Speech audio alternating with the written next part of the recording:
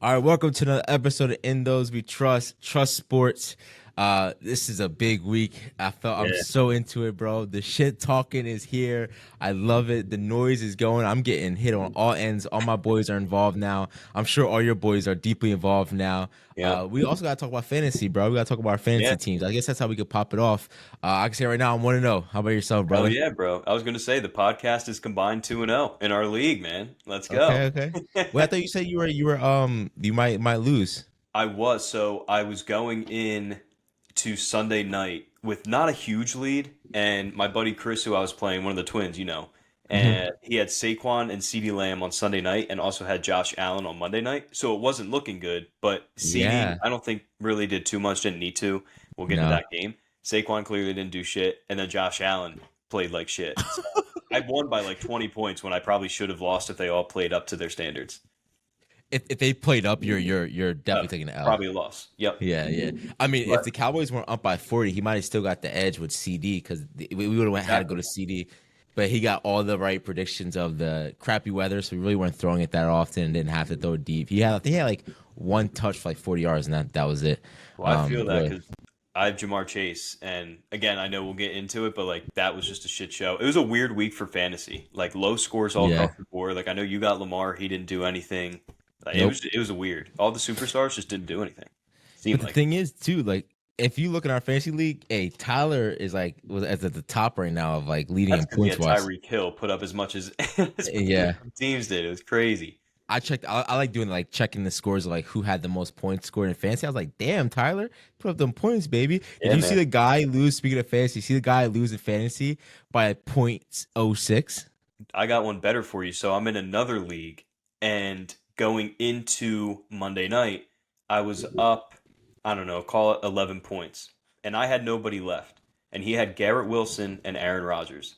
I won by .02 points because the Garrett Wilson caught it for the touchdown, still put him behind. Obviously, Aaron Rodgers, again, we'll talk about it, but like .02 points I won that league by. Closest margin I've ever been a part of. Holy shit! Holy shit! Like That's even if the amazing. Jets don't return that punt, Garrett Wilson gets at least one more catch on that overtime drive, and I lose. But fuck it, I'll take it.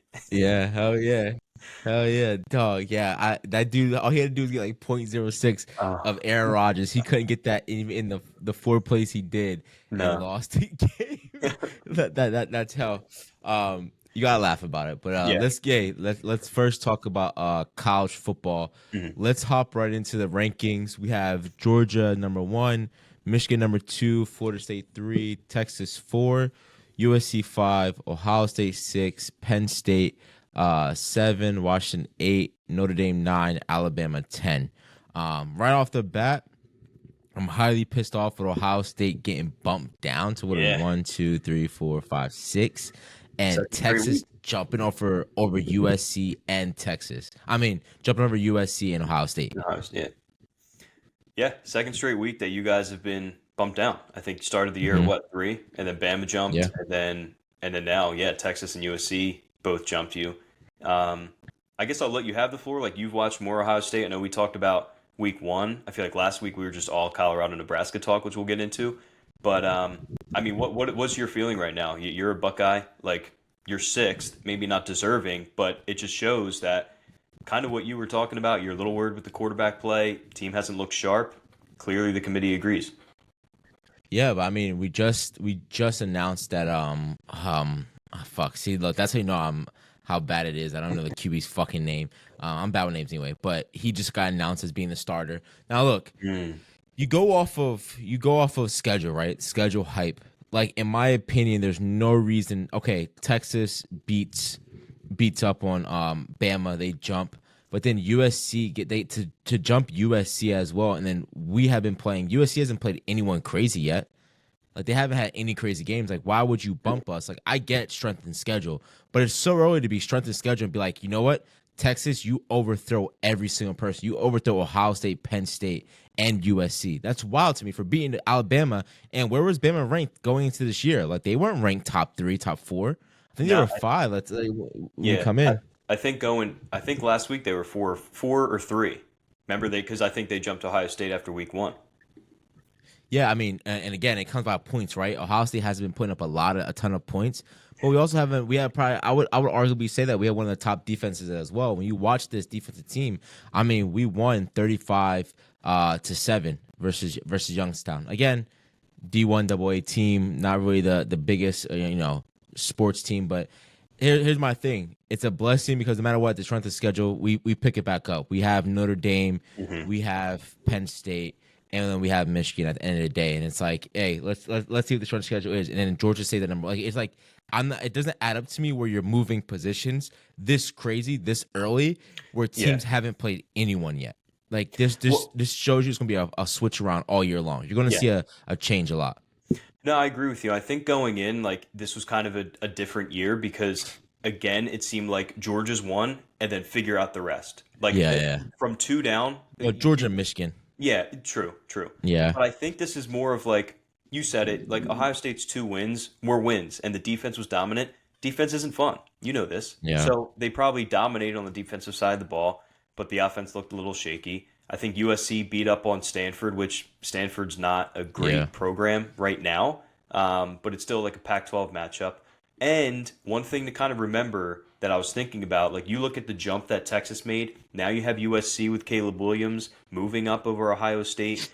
Yeah. Just remember, like these guys are calculated. Like they know what they're doing. They want Texas up there high right now. They want USC up there high right now because you want to have Texas in the playoff. You want to have Caleb Williams in the playoff. Like you got to remember, like this is kind of maybe this is just their long game right now. Like let's put these teams up a little higher. They've looked a little bit sharper. We can get away with it, but we want them there at the end. Like that's what's going to get results. Is a Georgia versus Caleb Williams and a Texas versus Michigan or Ohio State, whatever it is.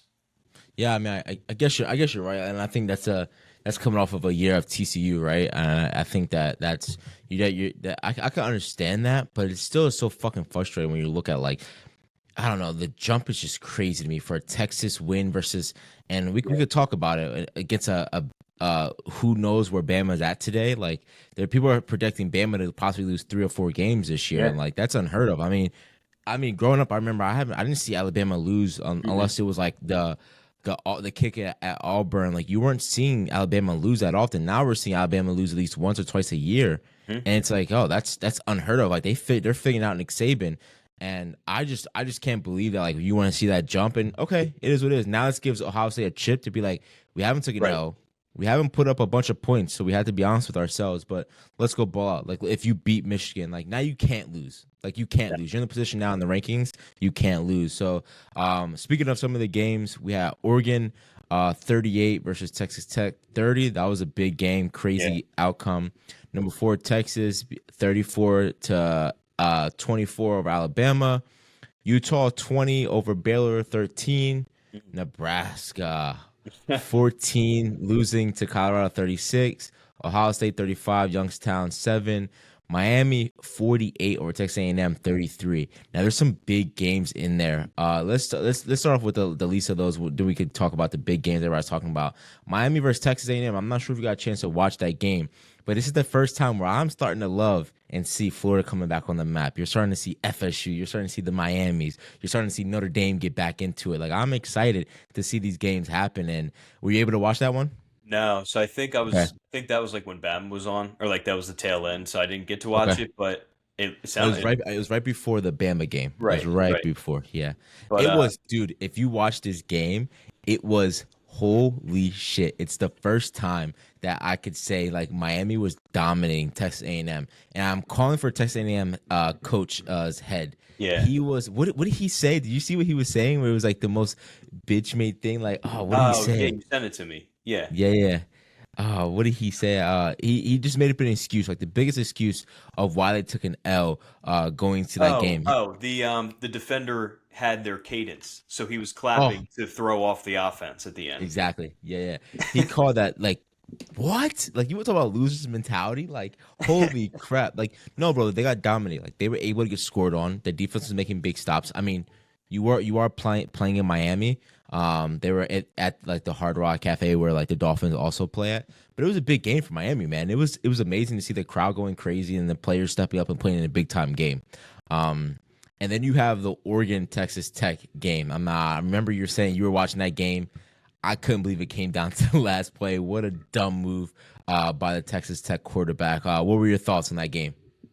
Yeah, so that was one where I bet on Texas Tech to win, and it just added on Oh the shit day because it was right no! there, and and they were uh, up 2 touchdowns, I think, Mhm. and yeah, I mean, I think they ended up being down one going on a drive, and yeah, the quarterback makes the play where he's getting sacked and tries to just get rid of the ball, and it lands right into Oregon's defender, and he returns it for the house. It is Fixed what it it. is. I mean, Texas Tech is just one of those places where they're a weird team to play on the road if you're Oregon. Mhm. So they escaped. Yeah, I was, and again, that's your boy Bo Nix. Like Yeah, he's pulling it out. he is. But He but he is. but he got it done, and that was exciting to see at the end of it. I couldn't imagine being a Texas Tech fan and having to witness like how close you are and grasp it is to have an upset, and then your quarterback just to Yeah. throw a give me, up there as well. It was an upset alert soon to happen, but didn't happen with Utah versus Baylor. I didn't get a chance to watch that game, but I feel like Utah has had some close games this year, and they're still ranked number 12 right now. So that's a team to watch going into this year. Yeah. Well, I think their starter has yet to play. Like their Oh, the captain, he's quarterback. a senior. Yeah, like he's a Yeah, dog. I think he tore his ACL in the Rose Bowl. I yeah. don't think he played this past Saturday, so it hmm kind of seems like they're just treading water until he's back. Okay. Yeah, you could definitely feel that energy. Hmm.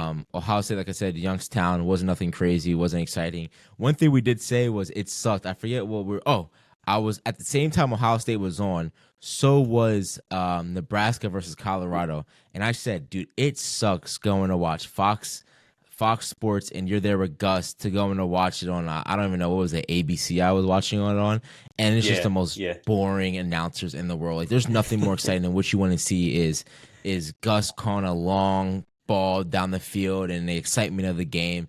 But that Nebraska versus Colorado game, I can tell you right now, I watched that more than I watched my own Ohio State play. yeah, Like that's how yeah, exciting it is to watch yeah. them.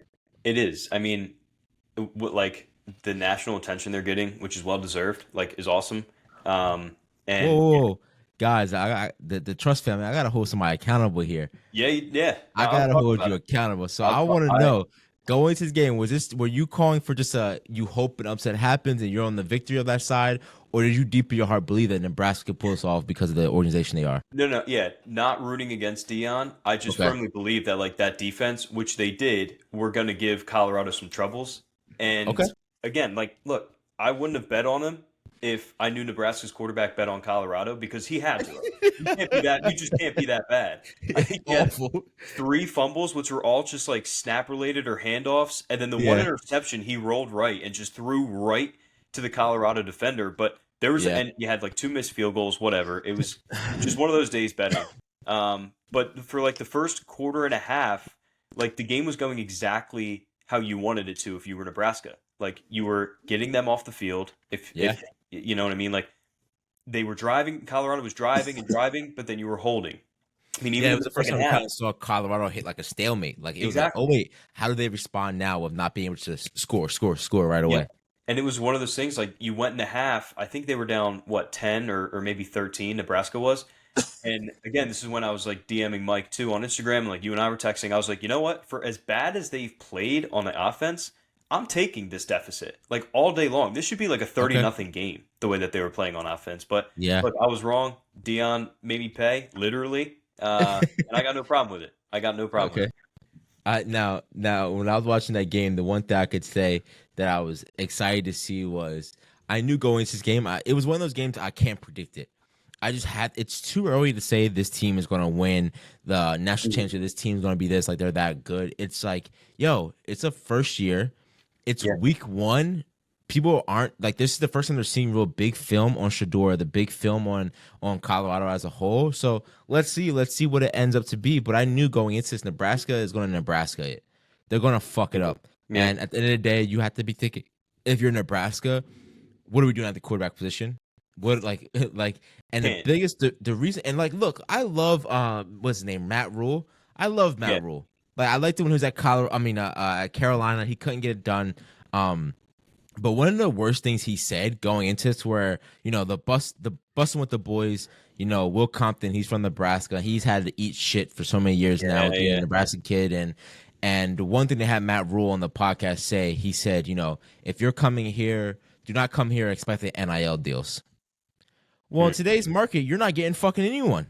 No. What are we talking about? So you're going to see, as if Matt Rule doesn't change his statement and it's out loud, that you're going to start seeing recruits not go there. You're going to see Nebraska play in the situation week in and week out. I mean, Dave Portnoy came on the next week, was like, Nebraska's never going to be anything. He's like, what do you mean? He's like, you had a coach that blatantly said that fuck NIL deals, and you think guys are going to go there? Like, in today's time, we live in an NIL world. Like, kids are fucking leaving schools and going to other schools just for NIL deals. Like, What are we talking about? So, I mean, I think that team, again, it was a close game. Like, it looks, whereas 14-36, it was close for most of the game, and it was close with 3 turnovers. So imagine you replace the quarterback. What does this game look like? Maybe you get that win by 3 with no time left on the clock, field goal. I mean, different quarterback. Yeah, and that's why, like, the first Nebraska drive, they drove right down the field, fumbled it at Colorado's 25. Yep. Those are points. Yeah. I think 2 drives later, missed like a 40-yard field goal. Those are points. Yep. And then you are giving points on the interception. Like, it was a 3-0 Colorado lead in the second quarter. Like, midway through the second quarter, when he threw that interception, and then Shedeur, I don't know if it was Travis Hunter on that long touchdown. It was the very next play. So right there, at the least, that's a 13-point swing. If you don't fumble it, you get a field goal, make the 40-yarder, and then don't throw the interception that led to 7. That's at least a 13-point swing in the beginning of the game. A quick note on Colorado. Again, I'm not betting against them. I love Deion. I love what he's doing. But you just said like how early it is for them. It gets brutal the next couple weeks. So not this week. They play Colorado State. Should handle them.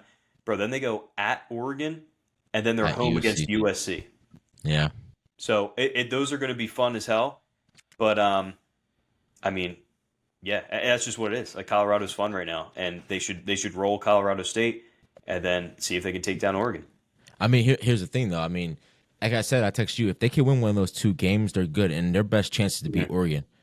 Go ahead and just beat Oregon. Like, Oregon had a closer one, Texas Tech. Right. You say you can't put it up with Oregon. I mean, is Oregon ranked? They're ranked right now pretty high.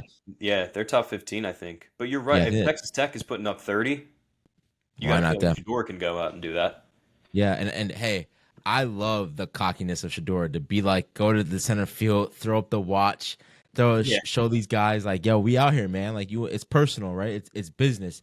And hey, I could say, right, I don't like the whole Heisman talk, and there's some things I'm not too happy with Deion, and like my thing is always I don't like to talk too much for things to come bite me in the ass later, because Deion speaks in a way of which when he was a player, he knew he could back it up, but he's not the one going on the field to back up these words, so he's putting a lot more pressure on his guys, and the one guy that can live up to it is Shedeur. Shedeur has been born and raised to do this.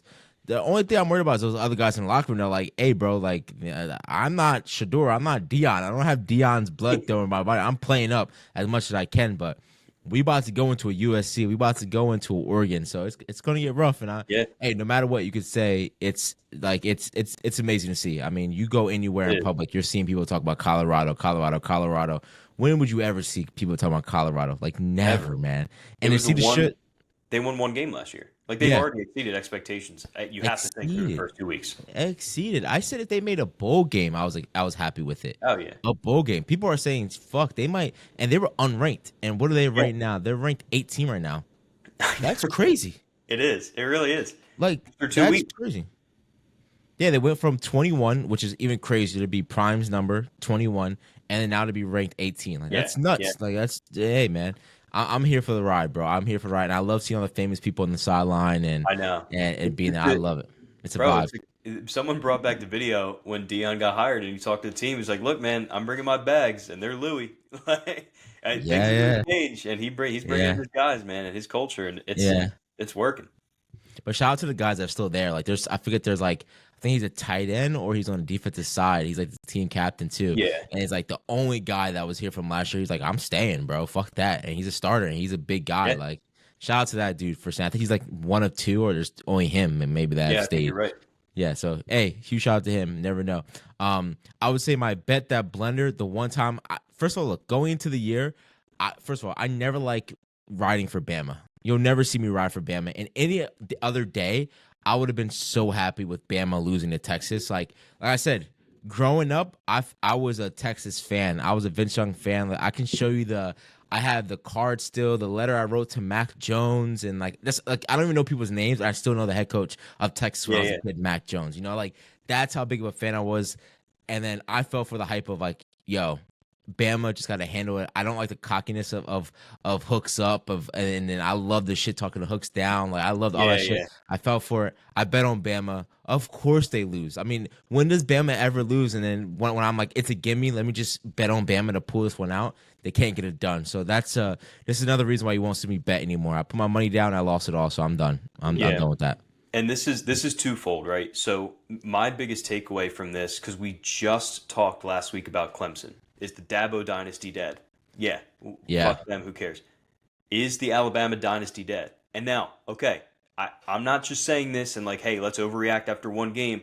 This shit's been happening in the last couple of years now. And again, it's twofold. Number one, first and foremost, they lost 2 games last year. You just said it. That doesn't happen in Bama. Mm-mm. And you had the best quarterback in the nation. Or one of the two, if you want to give it to your boy Stroud. Oh, Bryce Young, yeah. It goes to show, really, that game showed me against Texas how good Bryce Young was, right? Because they somehow, that Texas game went the same way, similarly, last year. Like, they knocked out the starter, Ewers, and still almost won. Like, if it's not for Bryce Young, they lose. Hey, where's he from? Who? Ewers? Yeah, he's Texas. He's a Texas Longhorn quarterback. But this is like, again, now you come in here, again, with expectations. We talked about it. One of the reasons we bet on Bama was like, Nick Saban's going to have them ready to prove a point. And they proved the exact opposite point. Yep. They did not lose that game. They were rolled. That was realistically never even close. And the only times you really thought it was because we bet on them. And it was like, all right, like, let's go. Like, here comes Bama. In reality, they were never close. And what I mean by it's twofold is like, fucking look at the talent that Georgia has. Right? Because those are your biggest competitors that have overthrown you in the SEC and overall. They're not competing with them. You can't compete with Texas at home. You're not competing with Georgia. At home. You lost by 2 scores and were throttled. You were throttled. Yeah. That quarterback can't do shit. He can run. He's a freak athlete, or just air it out 50 yards. There's no in between. They don't have the receiving cores like they've had the past couple of years. They have some guys on defense, but it's not like you're used to seeing. And again, you stack it up and you talk about, look, we talk about the NIL and the transfer portal. How the fuck are you Alabama and you can't get a quarterback better following Bryce Young? Yeah. You see all the movement that happened. Like Notre Dame got their guy in a blink, and now look at how much it's changed. You can't get anything better than Joe Milton, who can run and throw it 60 yards in the air to hope it goes to someone. Yeah. And it's the same thing with Ohio State, right? We go from all these quarterbacks to we don't have a fucking QB. I don't understand how that happens. But watching that Bama game with that quarterback, it's funny. I said it right for the announcers. I said he is not stepping up in the pocket at all. He is, as soon as he sees a little pressure, he's rolling out, he's rolling on his feet. And right away, the announcer said the same exact thing. I'm like, this is going to lose in the game. He can't sit in it. But you speak about Bama possibly losing 3 games. They go from... They play South Florida, whatever. That's a pick-me-up game. They then go Mississippi. They always have a tough time with Ole Miss. Yep. They Mississippi State. You never know. That can go SEC ball. Could go either way, but I'm going to give it to them. Texas A&M. You never know. Could go either way, but let's say I'm going to give it to Bama. You then go to Arkansas. Arkansas always has Bama's number. It's a close game, but I'm going to give it to Bama. You then go Tennessee, LSU, Kentucky, whatever, Auburn. Kentucky's tough, too. Yeah, Kentucky's balling up. But no matter what, you then go into Tennessee, LSU. You think that quarterback was scared of fucking Texas? Get ready when he goes against LSU. You want to see LSU defense? You want to see Tennessee? You want to see these guys? And then no matter what, you end the year off with the Iron Bowl versus Auburn, and that's a whoever fucking game. Yeah, so it's like they better fucking figure it out now. Figure it out quick. I mean, it's good to lose early. That's the one thing you can say is a takeaway. But that quarterback was shitting bricks versus the Texas defense. Imagine when he sees LSU walking there. I mean, LSU was putting guys in a fucking dick. Like they were power driving Florida State in that game. And that's Florida State. So, hey, I'm just highly disappointed. And I don't give a fuck. It's fuck Bama in my eyes. But I'm just mad I put fucking money on them. I love seeing Bama fold. Yeah. Anything else? And I would say this is a week a weak going into the It is. this college football. There's nothing really big going on. I think the Penn State Illinois game might be something interesting to watch. But there's no big games this week. I say this week coming up maybe an NFL type of weekend. Yeah, yeah. I got a couple bets. Like we'll get into that when we do them later on. But Okay. it is. Like, I don't even think there's a top 25 matchup this week. No, I don't know what's going on with the scheduling. Like Next I week, didn't know. I think next week is awesome. Oh yeah. The following week is Like a big it week. makes up for whatever this week's going to be. Yeah. Hey, you never know. These Yeah, games are we might have some close games, so you never know what it I might was look going to like. say this is going to be the week where we get like three massive upsets, and we're like, "What the And you're fuck?" like, I didn't watch. I was fucking Yeah, out. I exactly. didn't watch any of them. Yeah, I feel you. All right. So you want to turn over to NFL? Yeah, hell yeah. Hey man, what a fucking week one we had on our hands, Brody. So some of the scores go down. Lions beat the Chiefs 21-20. Bengals 3, Browns 24, Bucks 20, Vikings 17, Cardinals 16, Washington 20, Jaguars 31, Colts 21, 49ers 30, Steelers 7, Eagles 25, Patriots 20, Packers 38, Bears 20, Cowboys 40, Giants the big goose. Bills 16, Jets 22. Hey man, I want to start off by saying let's jump right into what was your game of the week that like the biggest surprise is going to this week? I definitely would say that Lions Chief game was crazy to start it all off with. But what were your games besides the ones that we're going to talk about later on of our own teams? Yes, so I know we're going to talk about our teams, and I know we're going to talk about Monday Night Football as well, and everything that happened Sure. there. I think two games surprised me. One has been talked about a ton, and it probably surprised me a little bit less. The first one that I'm talking about is the Bengals against the Browns. Okay. The game was pouring rain. I think we even talked about this game last week. Like Burrow always has trouble against the Browns, but he Yeah. just signed the contract. Like it's Jamar Chase, T. Higgins, Joe Yeah. Mixon. Now Burrow got paid, and like you put up 3 points. Definitely a little surprising. But the one that really shocked me that I didn't watch a second of because it was a 4 o'clock game like the Eagles were, so I was tuned into that. The fucking Seahawks at home lose 30 Okay. to 13 against the Mhm. Rams, a team that Mhm. nobody expected to do anything this year. Like they dumped off all their players other than Aaron Donald, Matt Yeah. Stafford, Cooper Kupp's on IR. The Yeah. Seahawks are expected to be a team that made the playoffs last, like kind of like the Giants. And again, we'll talk about it, but Yeah. you come in with this expectation, you have this home game, the Seahawks more so than the Giants, but it's like you're even expected maybe to make a little run at your own division, and you got fucking railed. Like, why is nobody talking about this? With Gino too. This is Gino's year. They're giving him the Exactly. reign. Yeah, Exactly. with Gino Like, what was as well. the fluke now? Was it Yeah. Gino last year, or was it Gino the 6 years before when he was dog shit and couldn't find a team? Yeah. Like, Yeah. I don't know why that game. Looking at that score today when I was going over everything for the podcast, like I couldn't believe that nobody's talking about this more. Yeah, I mean, hey, and again, it was during other primetime big games, so I didn't get a chance to watch. So I guess now that's your keep a lookout game is the Seahawks. Keep a lookout for when they go forward as well. In my eyes, the big game to look out for was that Packers Bears game, man. To see Love put up Yeah. some points and really showcase, I'm really excited to go watch him more. They should have put 38 up. See the Bears as well. Like those are two quarterbacks that I'm like, all right, like I'm really interested in seeing what goes down with these guys, and I'm definitely going to be paying a lot more close attention to the Packers now that I don't have so much Yeah. invested energy towards hating A-Rod. A-Rod. And Jordan so- Love. I think Jordan Love found his way on a Malik Howard fantasy team too. It looks like. Oh, So he must you have saw impressed that. you. You saw I wanted that. to get him too. Right when I saw that shit, I said, yeah, let me see if he's on anyone's roster or not. And do you know who I dropped for him? Who did you drop? Yeah. Oh, yeah. Dak. That shows you. I dropped did. Dak to pick him up. Like, did.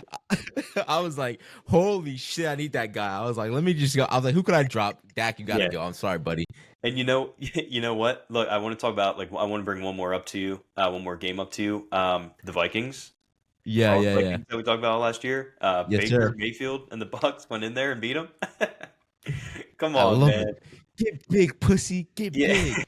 That's what I Yeah, love, yeah, bro. That's what I yeah. love to see out of Baker. And like, hey, this is a good chance for Baker to become the quarterback there. It is. Like, no matter what, this is a good organization for him to, like, he's not dealing with Carolina. He's not dealing with the Browns. He's dealing with an organization that has won, is a winning, like, organization and has some guys around him. Fuck it, bro. Go ball out and give it all your all. I'll see a quarterback do that all fucking day. And this is where Baker thrives. Because when Baker went to the Browns, they were like one of the worst run organizations. It's the underrated guy who's 6'0", like not athletic, not a big arm, chip on his shoulder, made it to the playoffs. Then expectations rolled in and he kind of flailed out. They ended up getting just Deshaun Watson. We know that story. But moving forward to this year, and it's Bucks are not expected to do anything. They're going to be one of the worst teams in the NFL. Baker's just a fill guy until they get their franchise quarterback. This is where he thrives. And it looked like he was having fun and doing his thing. And fuck it. Like at the worst, maybe they're a fun team. Yeah, I love it. But hey, man, let's talk about our guys, man. Let's talk about. We'll first go into. We'll bounce back and forth. Eagles beating the Patriots 25-20. Cowboys beating the Giants 40-0. I could say let's talk opposing fans. Let's talk about opposing fans. Me watching Eagles, you watching the Cowboys. So watching this Eagles game, I hate turning on to watch the Eagles. I actually was rooting for Hurts. No matter what, I'm a guy who roots against the Eagles, but roots for Hurts. I love Hurts through and through. But this is the first game of Week 1 blenders, I feel like. And I appreciated seeing Eagles fans. They didn't gloat. They say, 1-0, tough week, on to the next one. But the most impressive thing to see was that defensive side. Again, I still don't believe in your boy. What's the defensive back's name that I can't stand? Slay. I could give two fucks about Slay. And he got a gimme pick. It is what it is. But I was very impressed with the defensive line. They lose a guy. He was scared for his life the whole game. Yeah. Mac Jones looked like a little boy out there, like the same thing as Daniel Jones. He looked like a little boy, scared of those defensive guys to come through. But one thing I could say is, who's the guy that was there last year for you on your defensive side, defensive line? A few guys. Are you talking deep? Not Reddick. No. Fletcher Cox. Fletcher Cox and Sweat played up. Fletcher Cox, he's an old fuck. Yeah. And he played up, man. He made some big stops and big time plays of the game. I saw something too. Quick note on Fletcher Cox, because he's one of those forever Eagles, right? Number will be retired, all that jazz. But I saw something from him. I think it was a punt return, and it was one of those where like one of our undrafted rookie free agents who I like. I think it was Josh Jobe from Alabama. Rocked the punt returner and like got right in his face. And I saw Fletcher Cox from the sideline speed in, grab him by the chest, like being like, no, like we're not doing that. Yeah. I'm always worried. I think we talked about this. I'm worried about the Super Bowl hangover. I'm worried about games like Thursday night, right? You should beat the Vikings, and we'll talk about it. But then I see this team has leadership, which kind of brings me back down a little bit. And like just a little play like that, where nobody's really going to talk about, but you just saved 15 yards in a close game. I loved it. Yeah. Yeah, and then when you get to what's the big dudes up front from Georgia? Jordan Davis and Jalen Carter. Jalen Carter's a rookie, but Jordan Davis played out very well. So Jordan Davis looks fat as fuck. He's slim, bro. He was that big last year. That's slim, Jordan Davis. Fuck, dude. Big fucker. He looks huge as fuck, and I was like, he's still moving. I like to see him a little lighter, but hey, your rookie, man. Your rookie was eating. Your rookie was eating, man. He's a dog. He's a dog. He was the best. He was the best player on the field when he was on the field. Both sides. And you don't win that game without him. You just don't. Not at all. And I think that it was very interesting to see. The one thing that my only critique coming out of this game that I have is Nick Sirianni. Of course, he's a fucking dickhead. I just can't stand his ass on the sideline, his cockiness. Like, I forget what he did in the game that I was like, shut the fuck up. Like, just get the fuck on the sideline and sit the fuck back. Like, I just hated it. But the one thing that I was not impressed about was out Jalen Hurts. Jalen Hurts, I felt like was doing too much. And again, that comes into week 1 of just being excited to be out there, wanting to ball out, wanting to get back in his rhythm. But I felt like he was really being a run-first quarterback. And it's interesting. Jalen Hurts doesn't have to be a run-first quarterback. Like, he can sit in the pocket and sling it. But I feel like he was going to his his need to know basis of I Yeah. can take off whenever I want to. But I would have liked to see him sit in the pocket a little bit more, settle in, and sling it because it looked like he would just run first. It's interesting when you talk about Jalen Hurts. A lot of people just think of his ability to run, but I really love him for his ability to sit in the pocket and sling that Yeah. shit. And I wish that's the only downfall I saw from him, and that's what led to he had like a turnover, right? Like he fumbled. Yeah. Pop right Yeah, like out. that's the one thing I have against that. If it was he was doing too much. If he doesn't do that, he doesn't fumble, and he has a better game in my Yeah. eyes. No, I agree with you. And like he missed a couple like wide open dudes. Like Dallas Goddard, he really is like in my eyes a top 5 tight end. Didn't have a catch, like had one target. That just should never happen. I think he Mhm. missed AJ Brown on a wide open route. And you're right. Like it seemed like again, chalk it up to week 1. Chalk it up to it was pouring rain. So did he want to maybe he was that afraid to make a mistake in the That's weather? So true. I'm not going to throw it. But the glowing concern is it's a new offensive coordinator. So, like, is this going to be more of the normal? Like, the play calling seemed a Mm, little more conservative. They didn't seem fresh. So, again, I'll chalk it up very to true. week 1. I'll chalk it up to the rain. But it's something to look out for because, I think a lot of people, and maybe, including myself a little bit, kind of expect, like, oh, this dude was on our coaching staff. He coached Jalen Hurts in high school and a little bit in college. Like, we'll just keep fucking Really? rolling.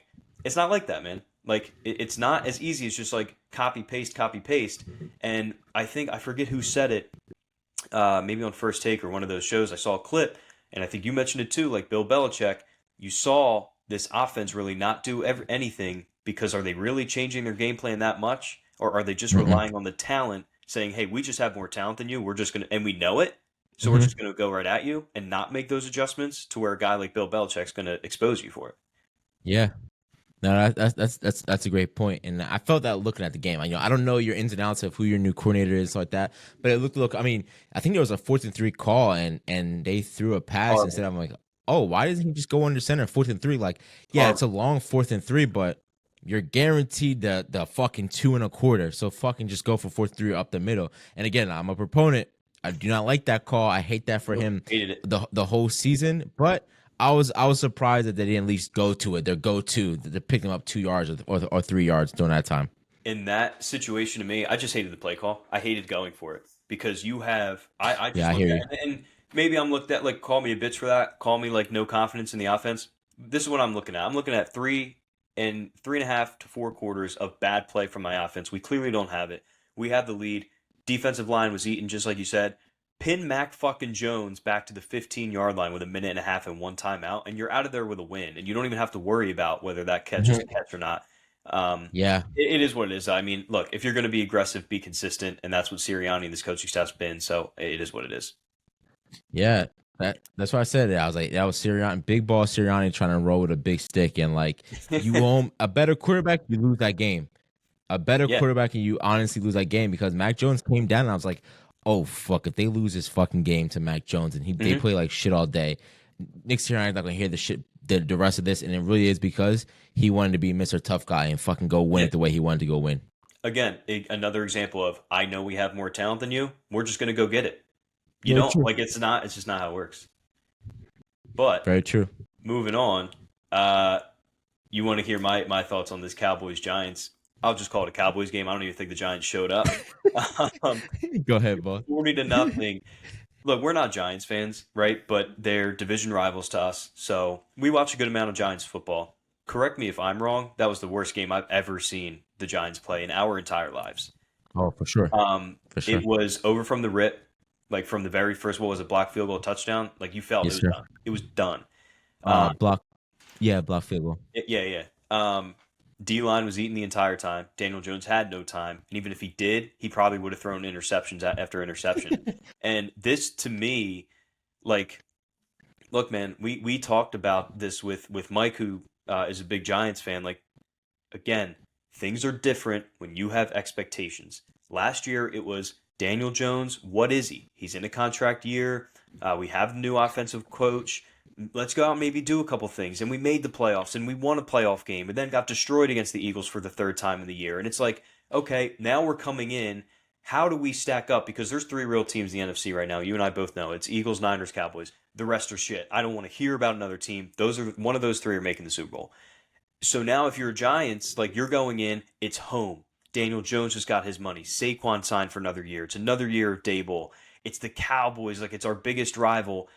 And you don't even compete. And this is like different now. Like, you have these expectations. You're not just a surprise team.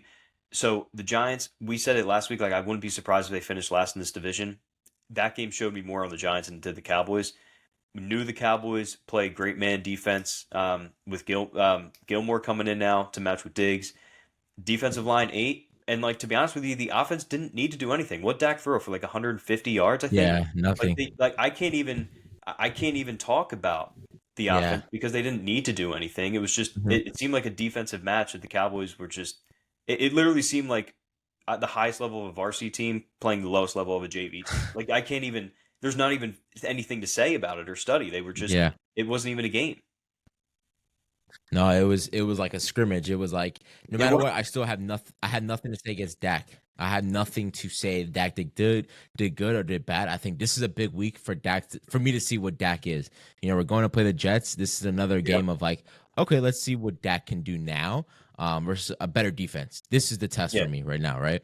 But hey, I can say right now, I never expected. I think no one expected it to go this way because everyone had a high expectation for the Giants. They were hyped up for all their offseason additions. Now they're calling for the addition of a offensive line. It's like Giants fans love to move the fucking bar. And my biggest thing was like, you talk shit, see what the fuck happens. The Giants were touted so high up going into this game. You know, Cowboys were favored to win, but I was seeing so much shit talking from the fucking Giants fans that I was like, I cannot wait to just fucking win this game. Like, I'm just so fucking tired of hearing Giants hype that it was amazing to see. It was amazing to win on all cylinders. I mean, when you look at it, it was the most impressive. Like, I would go to say that we have one of the best, and this is the only thing I could be cocky for. Our defensive backs, you know, you have Gilmore and Diggs.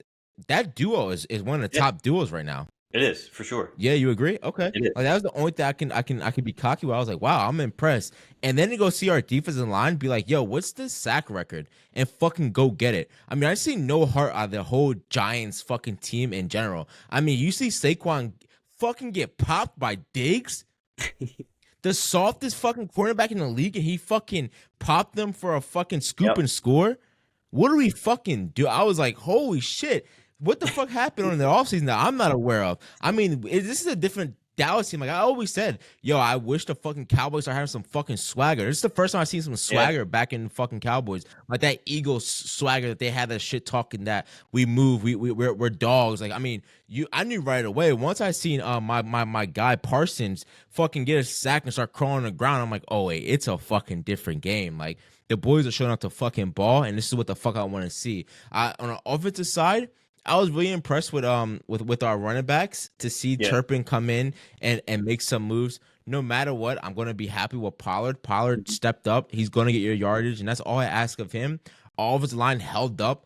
This is a big week. No matter what, going into the Jets, like the Jets have I would say, one of the top 5 defenses as well. You know, you have the Eagles, Cowboys, San Francisco, Jets. Like, they're up there. Especially when it comes to that line. So if we're able to put up this many points versus the Jets, hey, by all means, squeeze it out the win. But I'm not going to lie.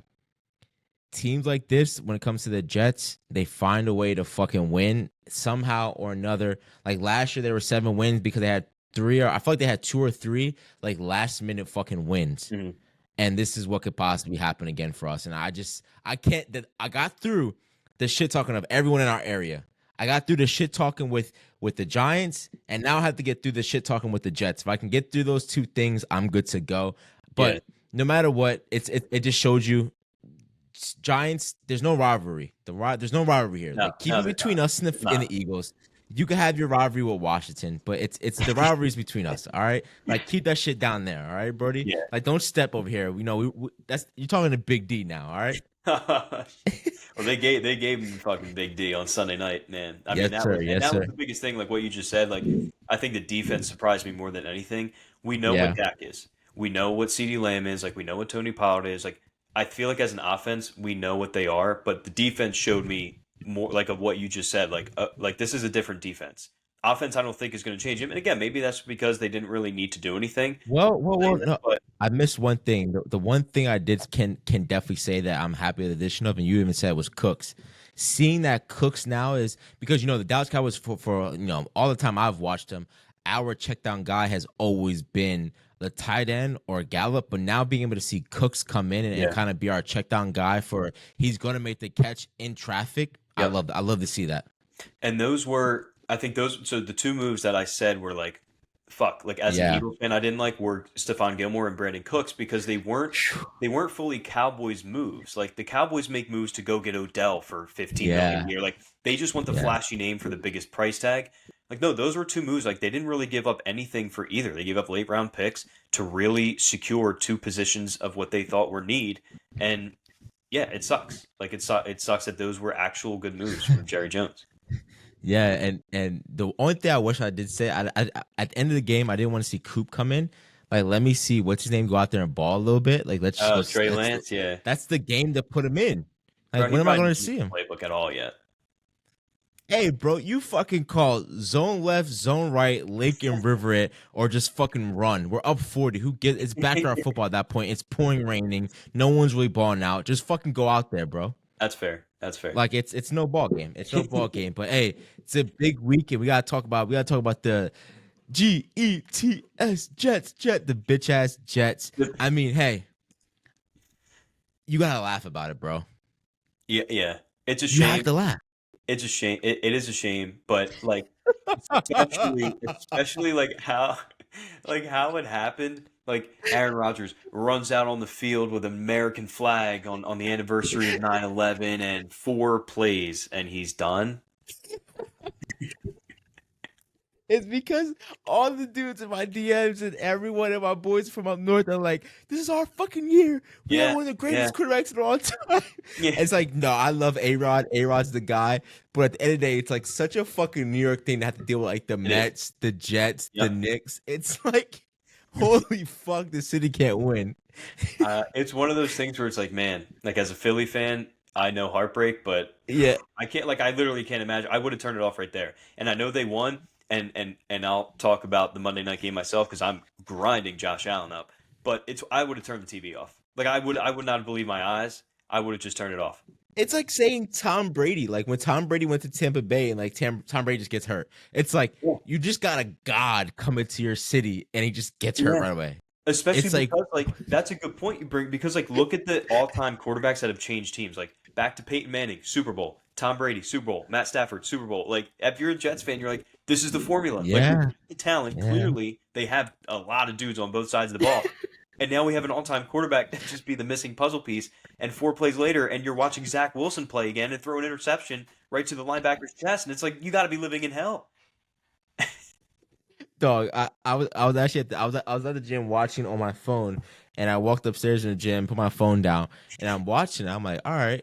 And it took me like 2 or 3 plays to be like, wait, where's A-Rod at?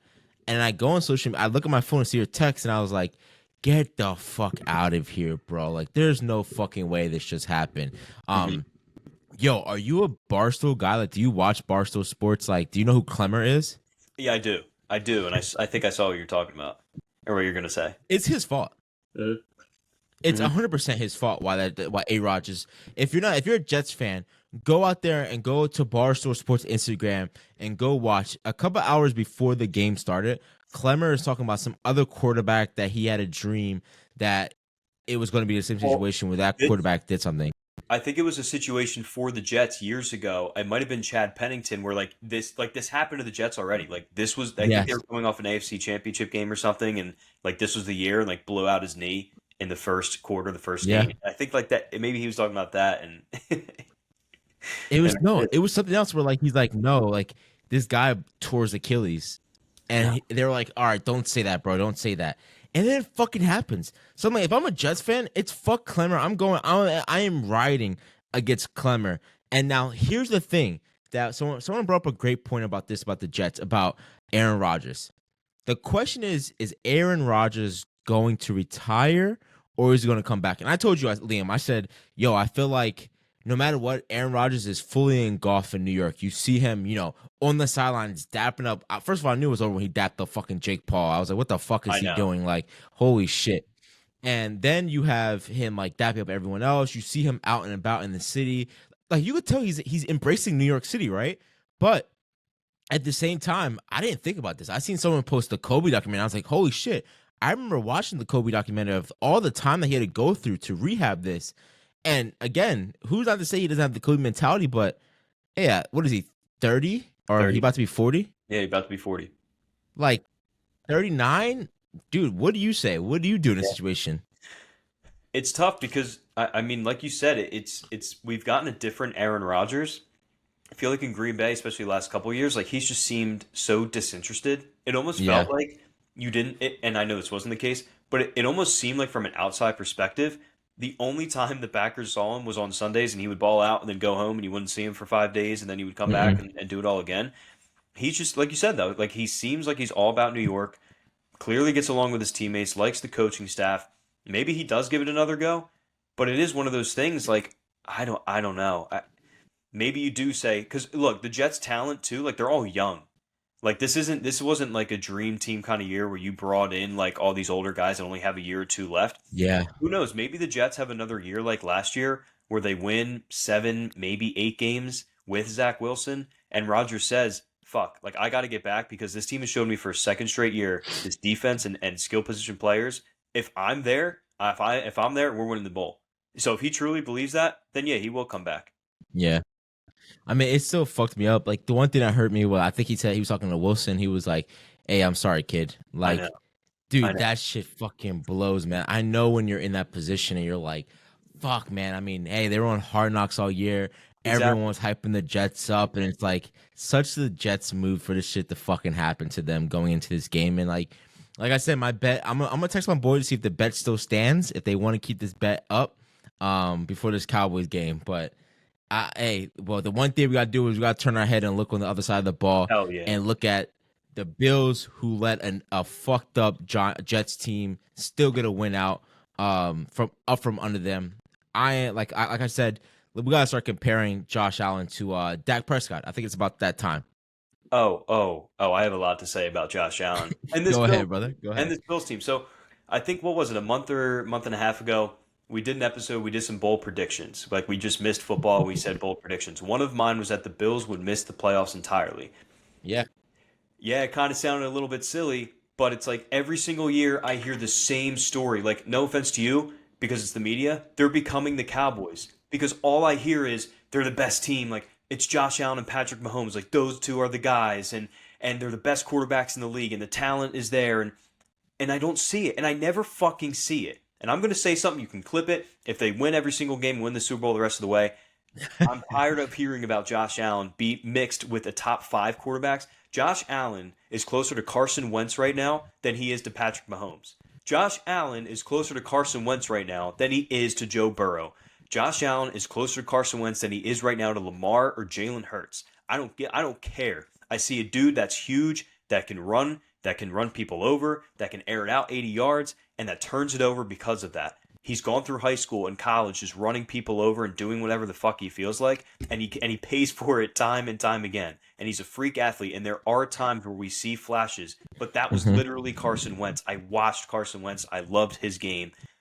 That's what you got. You got games where how do you stop this dude? And then you got most games of why the fuck are you turning it over 3, 4 times? Why are you trying to spin out a sack? Like sometimes just be a little Yeah. safer. Just don't throw it into double coverage Mhm. to Whitehead for his 3rd interception of the night. Like I'm tired of hearing about the Bills year after year, week after week, and you said the same thing. Like, why are we not hearing in the media the ripping of Josh Allen? Mhm. Yeah. I mean, Like, is it where's the because he's a white comparison? quarterback? Like, honestly, because if Jalen Hurts went out there and did that week one, all you would hear is, "Oh, last year was a fluke year. Eagles are that good, and he's going to hold them back. Like it was just a fluke year." Even if like I mean, even Joe Burrow was getting ripped. He got the money. He put up 3 points. Played like shit. Josh Allen played worse because you just said Yeah.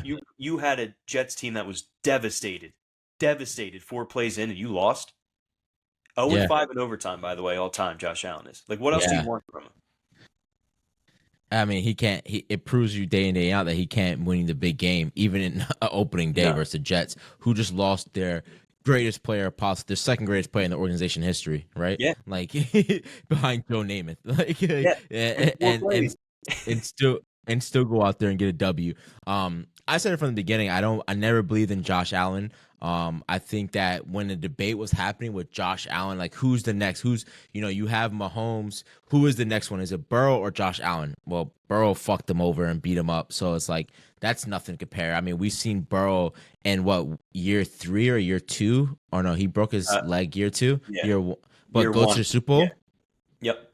Well, I that's mean, what we even said this, bro. Like we said this back in January, earlier this calendar year, when we were going over our playoff predictions. We were both like, "Yeah, give us the Bengals," because Josh Allen. Like, stop having it be Josh Allen versus Mahomes as like your Brady versus Peyton. It's not. He's not. no. I'm tired of hearing about it anymore. Mhm.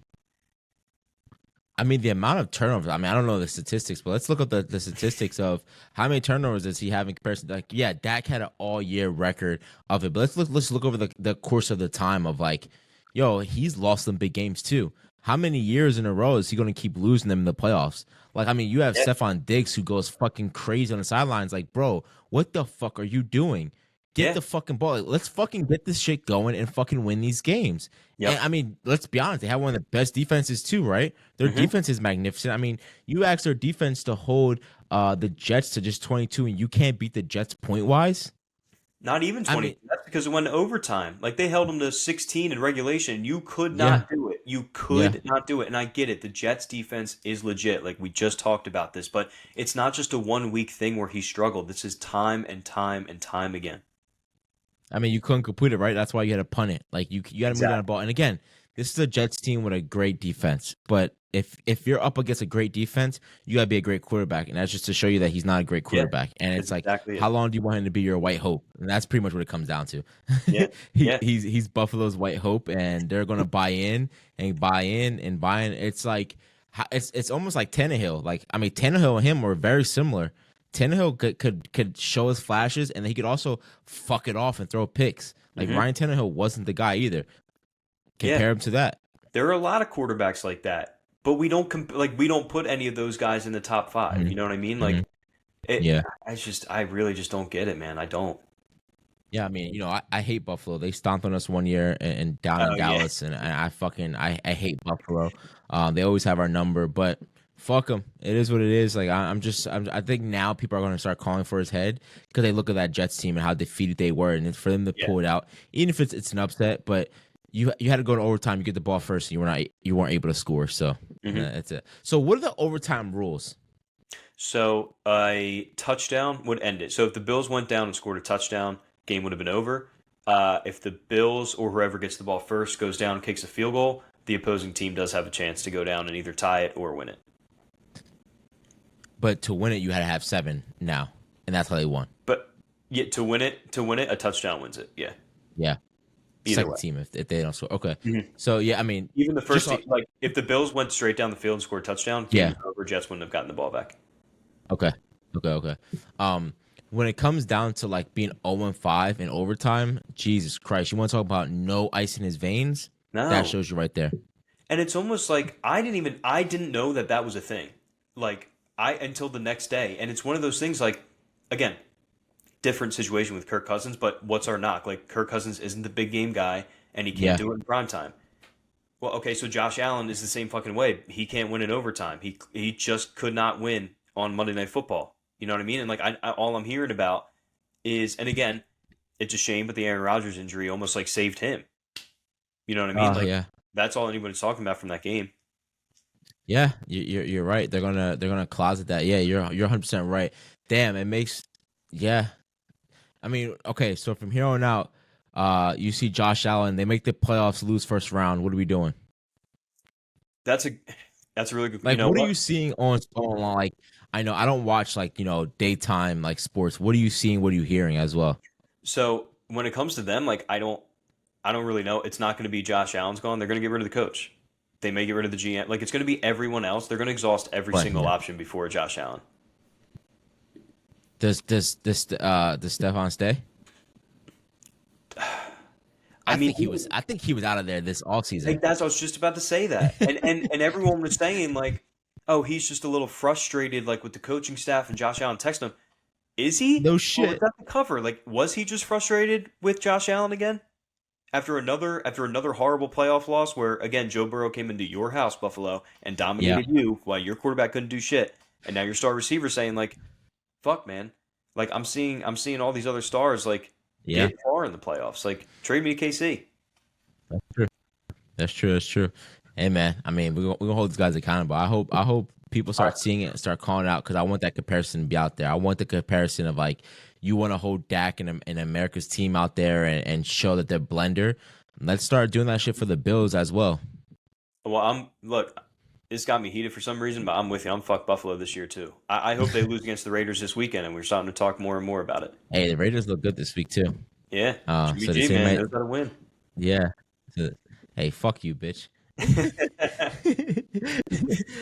What are your let's get into your bets of the week, your locks. Yeah, yeah. Well, rough week last week for sure. 1-3 overall. We're 2-2 in college, 1-1 in NFL. Jags saved us big time last week, but we talked about it. This is a boring college football week. I have a couple underdogs I like. Number one is I'm going to go with Indiana at home against Louisville. They're 10-point underdogs. Now, this is an Indiana team that you watch closely play your Buckeyes in week one. Yeah, I don't know too much about Louisville, but I think Indiana's just like a tough team, especially at home. for Like sure. they're just always one of those teams that's tough to beat. So to give them 10 points seems a little steep to me. So I think that they can cover that. So there's number one, Indiana plus 10. Number two, upset alert. This is one of those games where we say it's a shit week, but I think an upset can happen. I'm going to go with Florida at home. I think it's the night game against Tennessee. They're 6.5 point underdogs. I think they at least cover it. I watched a lot of Tennessee week one, and the worry with them, with their new quarterback, Milton, I think it is that he has got no accuracy. He's almost like the Bama quarterback, where he can run like a freak, he can pass 80 yards, but the dude's got no short, medium, or even long accuracy, really. Like he's got a cannon of an arm, and he can run. Florida's a team that we all saw against Utah kind of shit the bed on that Thursday, Yeah, like week one. But I'll give them a little bit of a pass because it's at Utah. Utah's a very tough team. That defense is very underrated every single year. It was a transfer quarterback from Wisconsin, first game. Like, I think it's just one of these things he's going to get better and better as the season kind of progresses. You just watch, what was it, the Swamp Kings? Like, when Gainesville gets rocking with 110 yeah. plus, like, it's a tough place to play. I think I'm going to put Tennessee on upset watch. So I'm going to have Florida to cover the 6.5.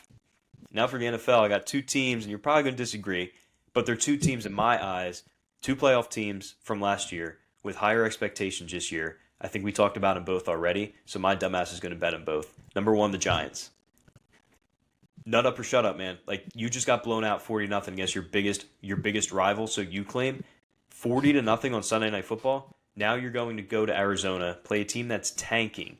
Your 5-point favorites. You better fucking smack them. You better fucking smack them. You have expectations to make the playoffs and try to go a little bit deeper. You all got embarrassed.